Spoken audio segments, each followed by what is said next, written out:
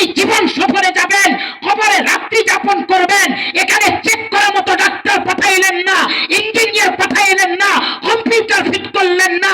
আপনি তো আমার থেকেও নির্বোধ আর বোকা, আর আপনার থেকে সারা বিশ্বে আমার থেকে আর আপনার থেকে আর কেউ বোকা নাই। আচ্ছা, আমার এই লাঠিটা আমি 3টা বছর হাতে করে নিয়ে বেড়াইছি, কাউকে দিতে পারি নাই। আপনার থেকে আমি বড় বোকা পাই নাই, আপনি একটা নির্বোধ আর বোকা। এই 3 বছরের লাঠি বোহা এটা আপনাকে আমি দিয়ে গেলাম। বাদশাহ হারুনুর রশিদ চোখের পানি ফেলে কাঁদে, বলে যে বাহলুল, আমি এতদিন শুধু বলেছি তুমি পাগল, কিন্তু বাস্তব তুমি যে দুনিয়ার পাগল না, তুমি যে আখিরাতের কবরের পাগল, এটা আজকে আমি বাদশাহ হারুনুর রশিদ জানলাম। মুসলমান, আমরা দুনিয়া নিয়ে পাগল হয়ে গেছি।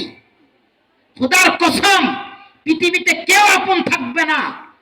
কোরআন শরীফের আয়াতে আছে কিয়ামতের দিনেও কেউ আপন থাকবে না, সবাই পর থাকবে।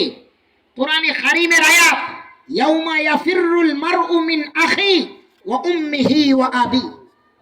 এই কবরে মা সন্তানকে স্বীকার করবে না।